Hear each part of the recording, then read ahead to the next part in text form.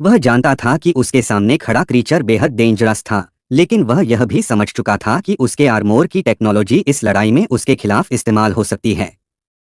दूसरी तरफ तुम बिल्कुल काम खड़े थे। तुम्हारी XLR-8 फॉर्म अभी भी एक्टिव थी और तुम्हारी नज़र आर्मोर के अलग अलग कंपोनेंट्स पर घूम रही थी।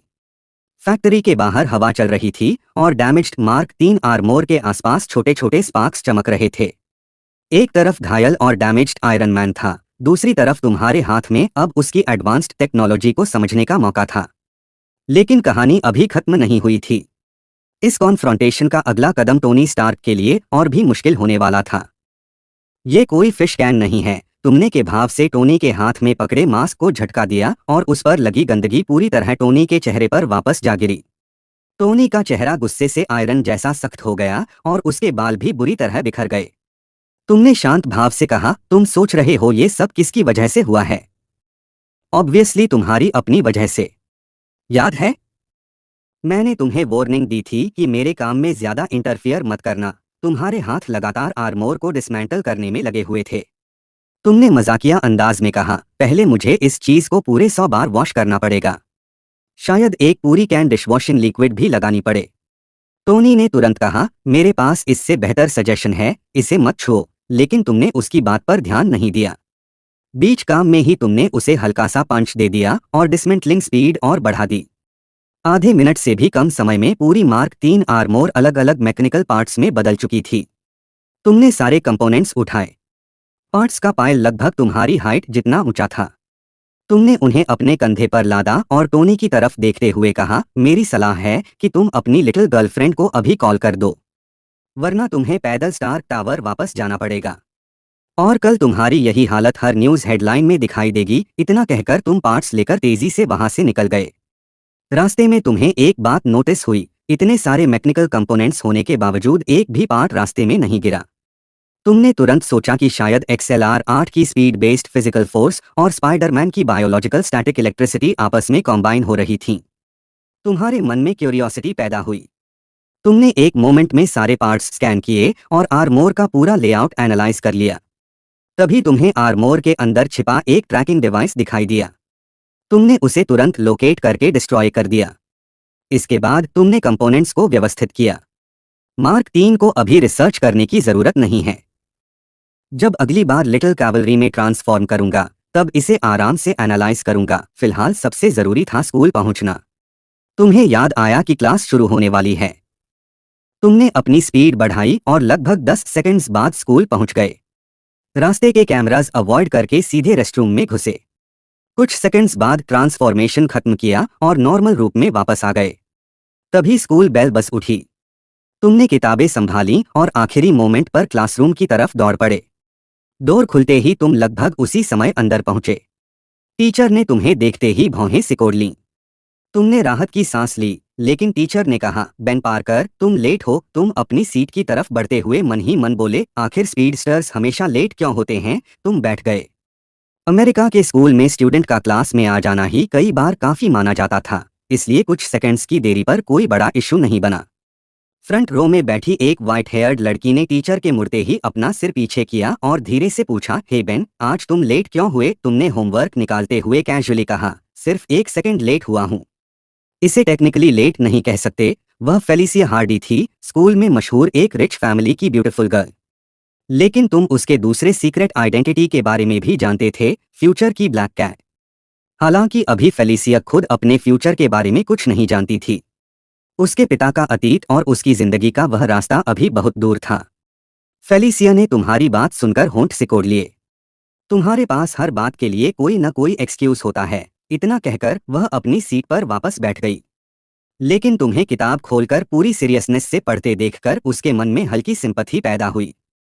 शायद इसलिए क्योंकि तुम दोनों मेहनत करने वाले स्टूडेंट्स थे, लेकिन स्कूल के एब्सोल्यूट टॉप जीनियस नहीं। फेलिसिया के मन में आया कि वह तुम्हें स्टडी ग्रुप के लिए इनवाइट करे। वह कुछ कहने ही वाली थी कि टीचर अचानक पीछे मुड़ गया और फेलिसिया तुरंत सीधी होकर बैठ गई। तुम्हें उसकी इस छोटी सी कोशिश का पता तक नहीं चला। तुम्हारे दिमाग में फिलहाल सिर्फ अभी अभी हाथ लगी आयरन मैन की एडवांस्ड आर्मोर टेक्नोलॉजी चल रही थी। मार्क 3 का मैकेनिकल स्ट्रक्चर तुम्हें बेहद इंटरेस्टिंग लग रहा था। तुम सोच रहे थे कि अगली बार लिटिल कैवलरी में ट्रांसफॉर्म करके आर्मोर की पूरी स्ट्रक्चर और टेक्नोलॉजी को डीपली समझ सकोगे। सबसे बड़ी मिस्ट्री आर्क रिएक्टर थी। टोनी ने कोल्ड फ्यूजन टेक्नोलॉजी को इतना कॉम्पैक्ट किया था कि पूरा पावर सिस्टम लगभग हार्ट साइज के स्पेस में फिट हो गया था।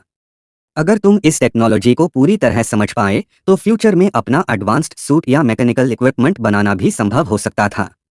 इसी सोच में खोए हुए थे कि अचानक तुम्हारे दिमाग में एक familiar सेंसेशन महसूस हुई।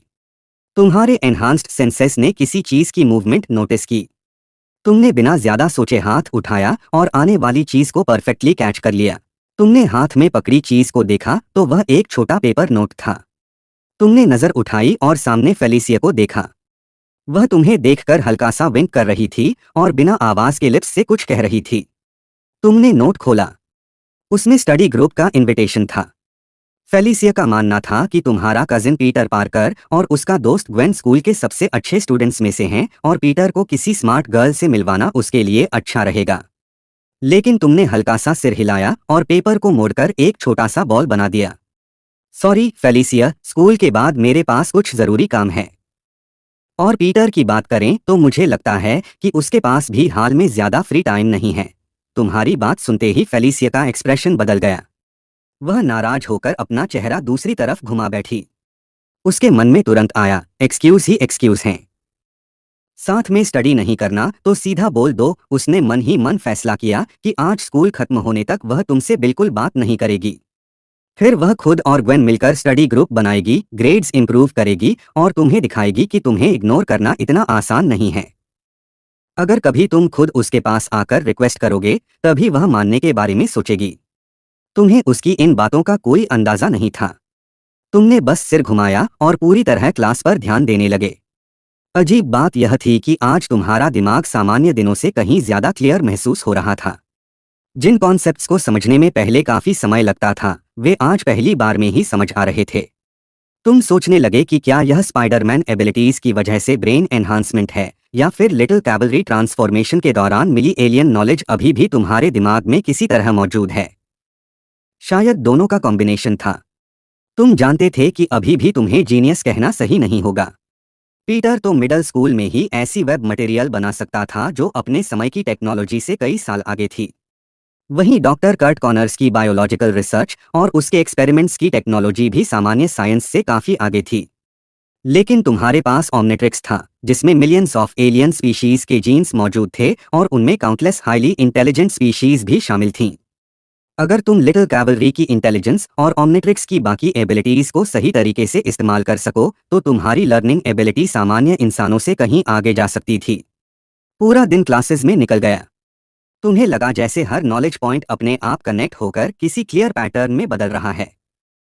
तुम्हारा दिमाग पहले की तरह उलझा हुआ नहीं था। दूसरी तरफ फेलिसिया पूरे दिन तुम्हें इग्नोर करने का नाटक करती रही। वह बार बार तुम्हारी तरफ देखना चाहती थी लेकिन खुद को रोकती रही।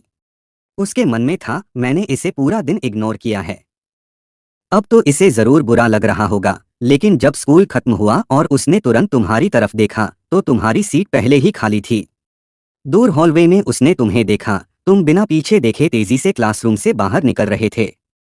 फेलिसिया का चेहरा तुरंत बिगड़ गया। उसने गुस्से में पैर पटका। पूरे दिन इग्नोर किया और इसे कोई फर्क ही नहीं पड़ा, लेकिन तुम उस समय किसी और ही चीज में पूरी तरह फोकस्ड थे।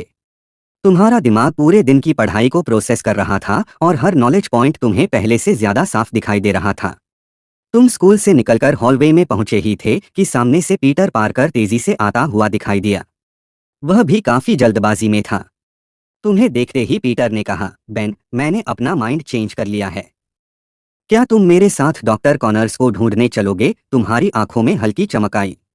पीटर को लगा कि शायद तुम उसके लिए स्पेशली रुके हुए थे, लेकिन तुमने तुरंत उसके एक्साइटमेंट को खत्म करते हुए कहा, तुम ज्यादा सोच रहे हो, मुझे इसमें कोई इंटरेस्ट नहीं है। तुमने कैजुअली अपने शोल्डर्स श्रग किए, लेकिन अंदर से तुम जानते थे कि डॉक्टर कॉनर्स की बायोलॉजिकल टेक्नोलॉजी और ओमनिट्रिक्स की जेनेटिक साइंस के बीच एक बेहद महत्वपूर्ण कनेक्शन हो सकता है। तुम्हारे पास अभी जितनी नॉलेज थी उससे उस सिरम को पूरी तरह समझना आसान नहीं था। अगर तुम लिटिल कैवलरी में ट्रांसफॉर्म कर सको तो शायद उसके रिसर्च और जेनेटिक स्ट्रक्चर को डिकोड करना संभव हो। लेकिन तुम किसी भी हालत में अपनी आइडेंटिटी पीटर या कॉनर्स के सामने रिवील नहीं कर सकते थे। आज सुबह ही तुमने XLR-8 के रूप में टोनी स्टार्क के सामने एक क्रिमिनल को मार दिया था। अब तुम पहले से ही डेंजर जोन में थे। स्टार्क इंडस्ट्रीज, SHIELD और बाकी पावरफुल ऑर्गेनाइजेशंस की नज़र अगर तुम पर पड़ी तो ओमनिट्रिक्स का सीक्रेट ज्यादा देर तक छिपा नहीं रहेगा। तुमने पीटर की तरफ देखा और कहा, तुम जाना चाहते हो तो जाओ, मैं बाद में देखूंगा। पीटर अभी भी तुम्हें मनाने की कोशिश कर रहा था, लेकिन तुम्हारा ध्यान पहले ही आगे की योजना पर जा चुका था। तुम्हें समझ आ रहा था कि कॉनर्स की रिसर्च सिर्फ पीटर के लिए नहीं बल्कि तुम्हारे ओमनिट्रिक्स के लिए भी बेहद वैल्यूएबल हो सकती है। मगर सबसे पहले तुम्हें अपनी सुरक्षा और आइडेंटिटी को प्रोटेक्ट करना था। तुम्हारे चेहरे पर बाहर से सामान्य एक्सप्रेशन था, लेकिन अंदर तुम्हारा दिमाग तेजी से कैलकुलेशंस कर रहा था। तभी तुम्हें महसूस हुआ कि आज की घटनाएं धीरे धीरे तुम्हें उसी रास्ते की तरफ धकेल रही थीं जहां स्पाइडरमैन की कहानी शुरू होने वाली थी। तुमने मन ही मन फैसला किया कि चाहे जो हो, तुम अपनी तरफ से इस कहानी के सबसे खतरनाक हिस्सों को पहले ही कंट्रोल करने की कोशिश करोगे। इसके अलावा एलियन स्पीशीज की जेनेटिक्स की असली नॉलेज रिचर्ड पार्कर द्वारा पीटर के लिए छोड़े गए उस ब्रीफकेस में छिपी हुई है। इसलिए तुम्हें किसी और के सामने हाथ फैलाने की जरूरत नहीं है। मैं सिर्फ तुम्हें डॉक्टर कॉनर्स के पास जाने की याद दिला रहा था। हाँ, और एक बात, आज रात 8 मई को लेने जाना मत भूलना। तुमने गंभीर होकर पीटर को याद दिलाया। पीटर ने इंस्टिंक्टिवली सिर हिलाया, लेकिन अगले ही पल वह रुक गया। वेट, तुम्हें कैसे पता कि मैं 8 मई को लेने जाने वाला हूं? तुमने बिना कोई जवाब दिए बस हाथ हिलाया। इस बात को तुम मत पूछो। फिर तुमने कैजुअली हाथ उठाया और पीटर को आगे जाने का इशारा किया। मैं और बेन को मेरी तरफ से बता देना कि मैं आज रात थोड़ा लेट घर आऊंगा। पीटर से अलग होने के बाद तुम सीधे एक नियर बाय इलेक्ट्रिकल स्टोर में घुसे और एक बड़ा कंटेनर क्लीनिंग लिक्विड का खरीद लिया। उसके बाद तुम एक ऐसे डेड कॉर्नर में चले गए जहां कोई सिक्योरिटी कैमरा नहीं था। तुमने अपनी स्लीव ऊपर की। ओमनिट्रिक्स की ब्लैक डायल हल्की रोशनी के साथ ऊपर उठी और कुछ ही क्षणों में XLR-8 का आइकन सामने आ गया। दूसरी तरफ टोनी स्टार्क अपने बैटल रिकॉर्ड्स को बार बार रीप्ले कर रहा था। वह हर मूवमेंट को ध्यान से एनालाइज कर रहा था। उसने जार्विस से कहा, बैटल फुटेज फिर से चलाओ। जार्विस ने तुरंत एक वर्चुअल होलोग्राफिक प्रोजेक्शन एक्टिवेट किया। हवा में एक स्ट्रेंज डायनासोर लाइक ह्यूमैनॉइड क्रीचर का पूरा 3D इमेज दिखाई देने लगा। टोनी ने प्रोजेक्शन को देखते हुए कहा, इसने खुद को XLR-8 कहा था। तुम्हें क्या लगता है ये चीज आखिर है क्या? क्या डायनासोर्स पूरी तरह एक्सटिंक्ट नहीं हुए थे? जार्विस ने शांत आवाज में जवाब दिया, ग्लोबल डाटाबेस में किसी मैचिंग स्पीशीज का रिलायबल रिकॉर्ड मौजूद नहीं है। किसी डायनासोर ह्यूमन हाइब्रिड के ट्रस्टवर्दी आईविटनेस रिपोर्ट्स भी उपलब्ध नहीं हैं। केवल कुछ एंशिएंट अर्बन लेजेंड्स मौजूद हैं, लेकिन उनकी क्रेडिबिलिटी बेहद लो है। टोनी ने तुरंत कहा, उन लेजेंड्स को छोड़ो। ये क्रीचर अचानक कहीं से पैदा नहीं हो सकता।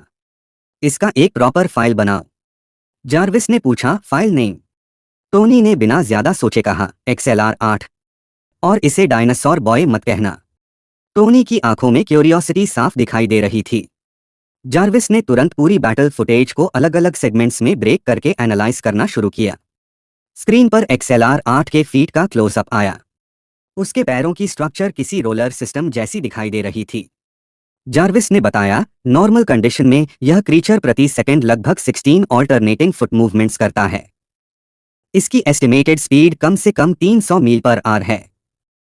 हाई स्पीड मूवमेंट के दौरान इसके फीट फ्रिक्शन को रिड्यूस करने के लिए एक ल्यूब्रिकेटिंग सब्सटेंस भी प्रोड्यूस करते हैं।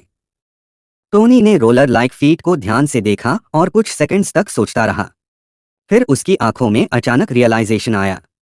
अगर उसके फीट रोलर स्ट्रक्चर पर डिपेंड करते हैं तो शायद उसे ऑर्डिनरी ह्यूमन की तुलना में इमोबिलाइज करना आसान हो सकता है।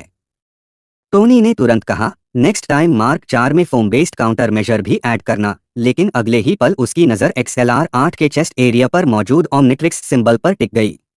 वह पैटर्न किसी बायोलॉजिकल ऑर्गन जैसा बिल्कुल नहीं था, बल्कि टोनी को वह उसके अपने चेस्ट में मौजूद आर्क रिएक्टर के डिजाइन की याद दिला रहा था।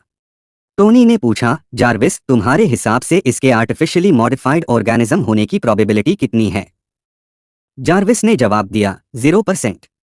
एक्सरे स्कैन में किसी आर्टिफिशियल मॉडिफिकेशन का एविडेंस नहीं मिला।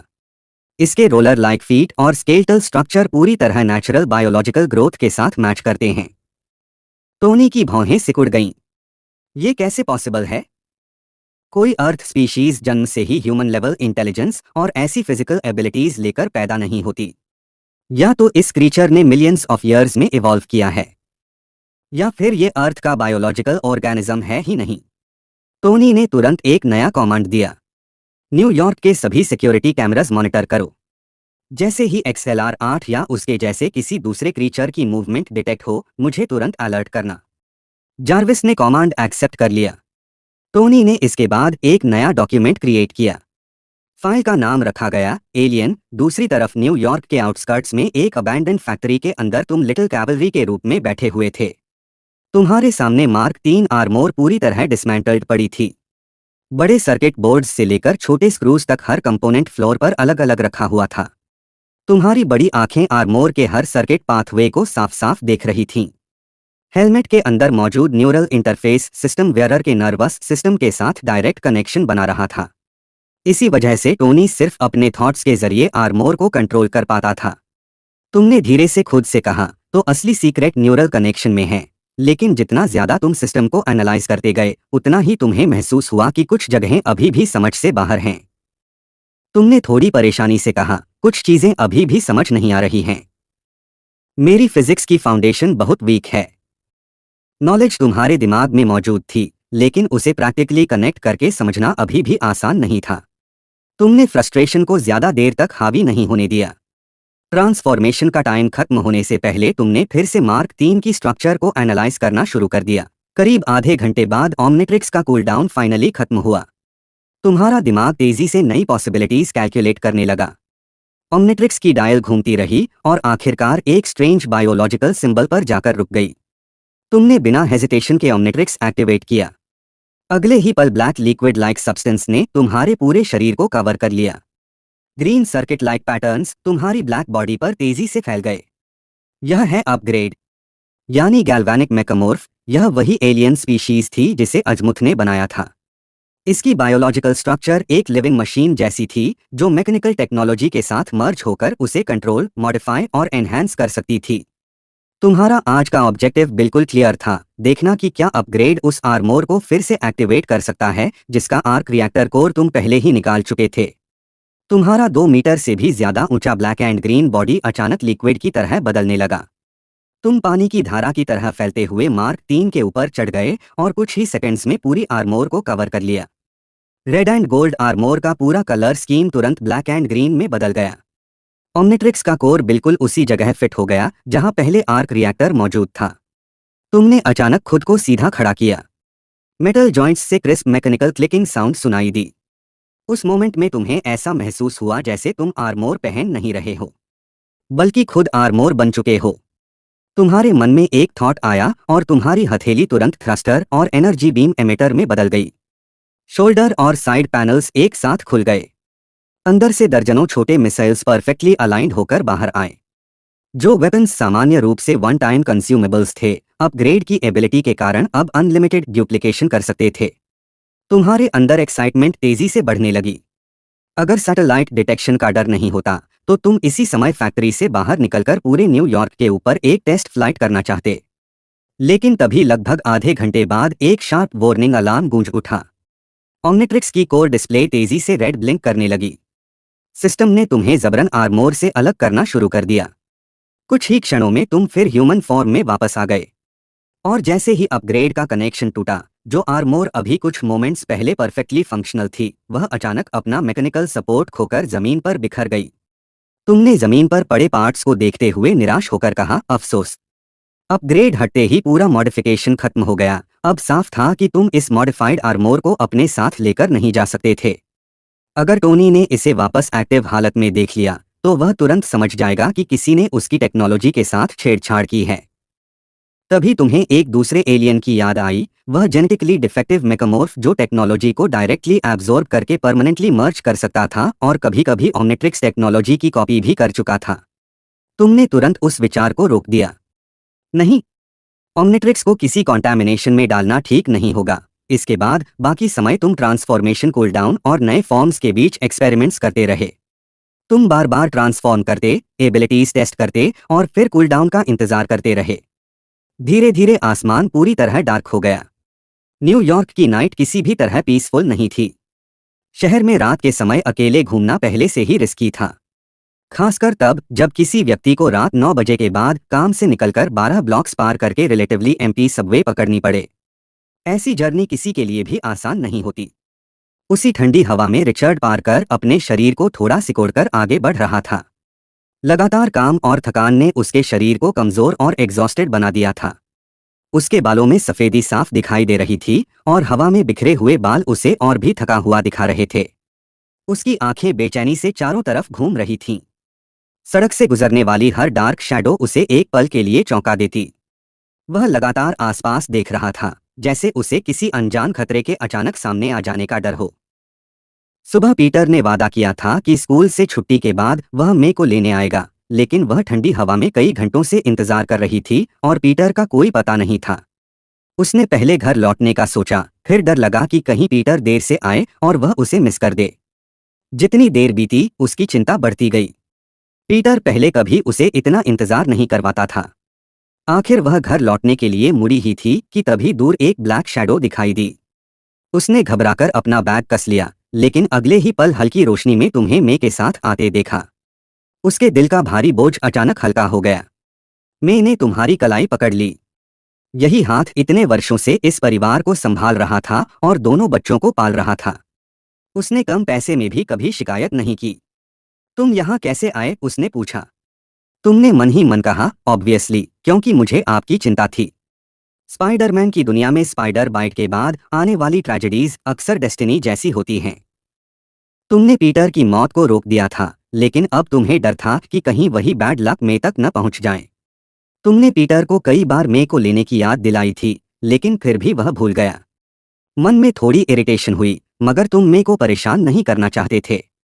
इसलिए तुमने तुरंत एक्सक्यूज बनाया, पीटर ऑस्कोर्ट में डॉक्टर कॉनर्स के पास गया है। वह बिजी है, इसलिए उसने मुझे आपको लेने भेजा है। कॉनर्स का नाम सुनते ही मे की चिंता बढ़ गई। वह जानती थी कि डॉक्टर कॉनर्स का पीटर के पेरेंट्स से गहरा कनेक्शन है और पीटर अपने पेरेंट्स के अतीत की तलाश में ही उसके पास गया होगा।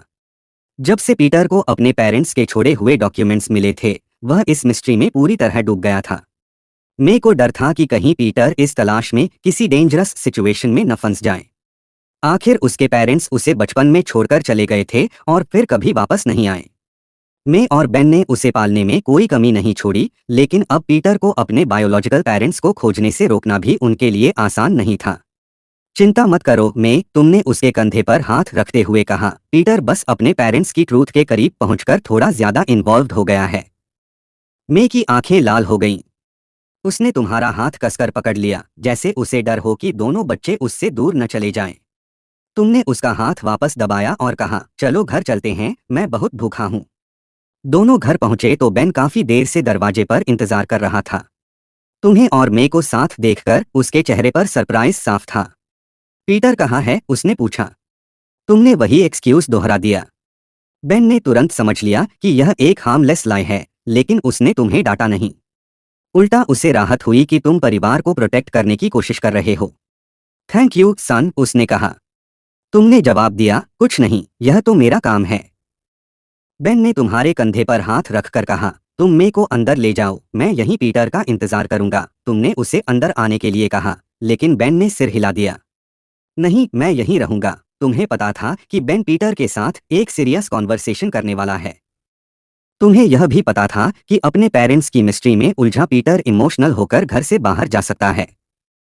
ओरिजिनल टाइमलाइन में यही कॉन्फ्लिक्ट आगे ट्रेजेडी का कारण बनता है। तुमने डेनिस को पहले ही रोक दिया था, लेकिन हिडन डेंजर्स अभी भी बाकी थे। तुम चाहकर भी हर इमोशनल कॉन्फ्लिक्ट को किसी क्रिमिनल की तरह पहले से खत्म नहीं कर सकते थे। आखिर तुमने मे के साथ अंदर जाने का फैसला किया। मे अभी भी परेशान थी। तुमने उसके कान के पास जाकर कहा, कुछ नहीं होगा, चलो किचन में कुछ खाने की तैयारी करते हैं। दोनों को बाद में भूख जरूर लगेगी। मे हल्का मुस्कुराई। तुम और पीटर तो मुझसे कभी लड़ते ही नहीं हो। तुमने गंभीरता से कहा, बिल्कुल, लेकिन अगर पीटर ने ज्यादा किया तो मैं उसे अपनी ताकत जरूर दिखाऊंगा। मे ने तुरंत कहा, मारपीट बिल्कुल नहीं। फिर रेफ्रिजरेटर खोलते हुए पूछा, आज क्या खाना है? तुम डाइनिंग टेबल पर बैठकर बोले, फ्राइड चिकन या पोर्क चॉप। अभी इतनी भूख लगी है कि पूरा पेग खा सकता हूँ। यह पूरी तरह मजाक नहीं था। स्पाइडर एबिलिटीज और ओमनिट्रिक्स ट्रांसफॉर्मेशंस की वजह से तुम्हारे शरीर को सामान्य इंसान से कहीं ज्यादा एनर्जी और न्यूट्रिएंट्स की जरूरत पड़ रही थी। तुम्हारी एबिलिटीज अभी भी तेजी से ग्रो कर रही थीं और शरीर लगातार एक्स्ट्रा एनर्जी मांग रहा था। मैंने तुम्हारी बात सुनकर हल्की हैरानी से देखा और खाना बनाने लगी। बाहर रात और गहरी हो रही थी। घर के अंदर मैं किचन में व्यस्त थी, जबकि तुम्हारे दिमाग में पीटर को लेकर लगातार कैलकुलेशंस चल रही थीं। तुम्हें पता था कि पीटर ऑस्कोट में डॉक्टर कॉनर्स से मिलकर अपने पेरेंट्स की मिस्ट्री में और गहराई तक जा रहा है। यही बात तुम्हें सबसे ज्यादा परेशान कर रही थी। तुमने स्पाइडरमैन की ओरिजिनल डेस्टिनी के कई डेंजरस पॉइंट्स बदल दिए थे। डेनिस को रोक दिया, पीटर को कई बार बचाया और बेन को अभी तक सुरक्षित रखा। लेकिन हर बार एक प्रॉब्लम खत्म होने के बाद दूसरी संभावित प्रॉब्लम सामने आ जाती। तुम्हें समझ आ चुका था कि डेस्टिनी इतनी आसानी से हार नहीं मानती। किचन से खाने की खुशबू आने लगी। तुम्हारा पेट फिर से आवाज करने लगा। मैं मुस्कुराकर बोली, थोड़ा पेशेंस रखो, खाना तैयार हो रहा है। तुमने हंसकर कहा, इस वक्त पेशेंस रखना ही सबसे मुश्किल काम है। मैंने सिर हिलाया और खाना तैयार करने लगी। कुछ देर तक घर शांत रहा, लेकिन तुम्हारे मन में कई सवाल घूम रहे थे। पीटर लौटने के बाद बेन के साथ उसकी सीरियस कॉन्वर्सेशन होने वाली थी। अगर पीटर इमोशनल होकर घर से निकल गया तो? अगर रास्ते में कोई नया क्रिमिनल मिल गया तो? अगर कोई अनएक्सपेक्टेड इवेंट टाइमलाइन को फिर से ओरिजिनल डायरेक्शन में धकेल दे तो? इन सवालों का कोई सिंपल आंसर नहीं था। तुमने टेबल पर उंगलियां टैप करते हुए तय किया कि पीटर को अकेला नहीं छोड़ना है। चाहे उसे अपने पेरेंट्स के बारे में कितनी भी बातें पता चलें, उसे सुरक्षित घर तक वापस लाना तुम्हारी प्रायोरिटी होगी। मैंने खाना सामने रखा। लो, पहले खाना खाओ।